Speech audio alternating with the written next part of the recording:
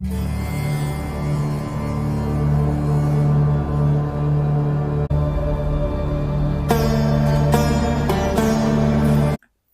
मेरे प्यारे साथियों, today discuss about MCQ number 2 enjoy with Java introduction. So question number first is Java is a language. Low level है क्या, middle है क्या, हाई है क्या, मशीन है क्या? Java is a high level programming language, so the option is C over here. Question number 2, Java is platform dependent, platform independent, hardware dependent या none of these? C++ जिस समय language को develop किया गया था, तो वो जो C++ लैंग्वेज है वो डिपेंडेंट होती है साथियों। तो जो साइंटिस्ट थे आपस में उन्होंने डिस्कस किया कि हम ऐसी लैंग्वेज बनाएंगे। इंडिपेंडेंट का मतलब ये होता है कि हमने अगर कोई सॉफ्टवेयर बनाया तो उस सॉफ्टवेयर को हम दूसरे OS पे लेके जाएं तो वो रन हो जाए। विंडो पे लेके जाएं, चाहे उसको हम लाइनक्स पे लेके जाएं, चाहे यूनिक्स पे लेके जाएं, हमें कोड चेंज ना करना पड़े साथियों। तो ऐसी प्रोग्रामिंग लैंग्वेज को बोलते हैं platform independent. So platform independent होती है Java. Option is B over here. Option is C. Question number 3 over here, Java programs are first compile into. सबसे पहले जावा का जो प्रोग्राम है वो किस भाषा में कन्वर्ट होता है? सोर्स कोड में कन्वर्ट होता है क्या? नहीं सब। सोर्स कोड कौन सा होता है? जब हम प्रोग्रामिंग करते हैं तो जो कोड होता है उसको प्रोग्रामिंग की दुनिया में सोर्स कोड बोलते हैं। बाइट कोड होता है क्या, मशीन कोड होता है क्या, या ऑब्जेक्ट कोड होता है? साथियों, if I talk about Java, when we write any program, after that you compile that program, so it's program convert into byte code. Okay, byte code generate होता है और बाइट कोड को वास्तव में JVM उसको रन करता है, JVM। Okay, so option is B over here. Byte code, question number 4, byte code in Java is executed by. Byte code को कौन एग्जीक्यूट करता है या कौन रन करता है? आई थिंक कुछ के माइंड में हो सकता है कि ए ऑप्शन आ रहा हो, JRE करता है क्या? JRE भी आपके माइंड में आ सकता है, JD के तो शायद नहीं आना चाहिए। सो इसका आंसर है साथियों JVM, जावा वर्चुअल मशीन। जावा का जो बाइट कोड बनता है, और बाइट कोड कैसे बनता है? जब हम सोर्स कोड को कंपाइल करते हैं। देखिए, सबसे पहले हमारा ये सोर्स कोड होता है यहाँ पे। ओके, सोर्स कोड को हम कंपाइल करते हैं जावा सी कमांड के माध्यम से, जिसको जावा सी बोलते हैं। जावा सी कमांड कन्वर्ट करता है आपके सोर्स कोड को बाइट कोड में। इसमें बाइट कोड को रन करता है JVM। तो इसका आंसर है Java virtual machine. Option is B. Question number 5, what is full form of JDK? साथियों, इसकी फुल फॉर्म होती है Java development kit. Option A over here. 10 क्वेश्चन का मैं आपको सेट लेकर आऊंगा एवरी टॉपिक पे। Question number 6, JRE stand for Java run time environment, इसकी फुल फॉर्म होती है।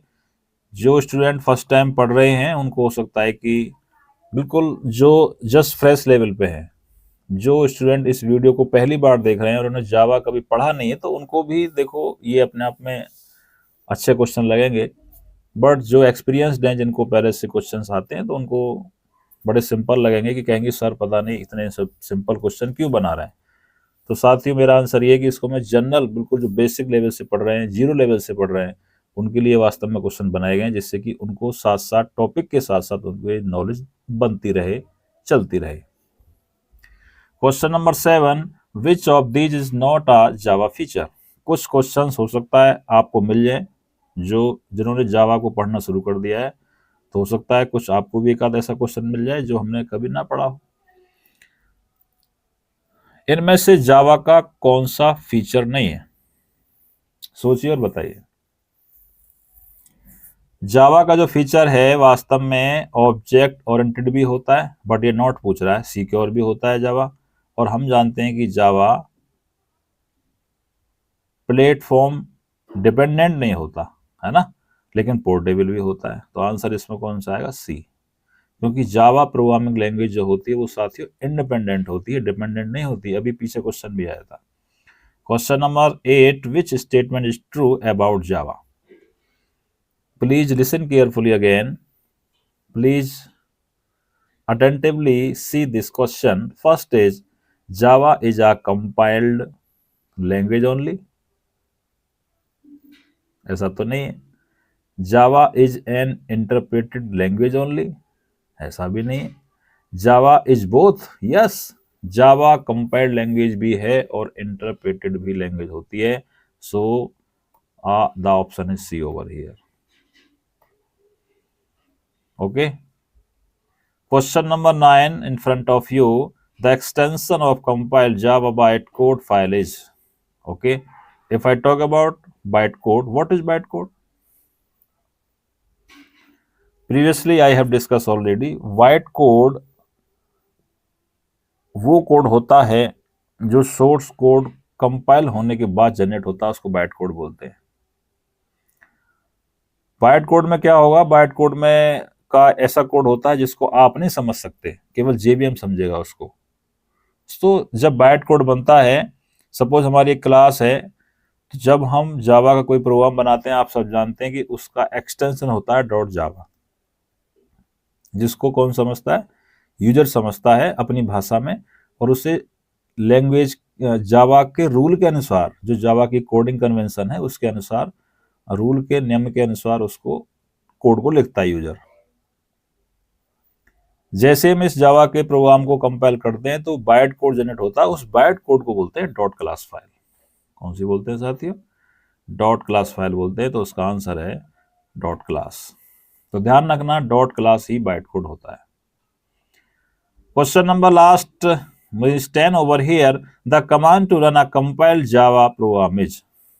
ओके, जावा के प्रोग्राम को कंपाइल करने के लिए command to run a compiled Java program, यानी कि दौड़ाने के लिए, उसको एग्जीक्यूट करने के लिए कंपाइल्ड जावा प्रोग्राम, उसकी कमांड कौन सी होती है?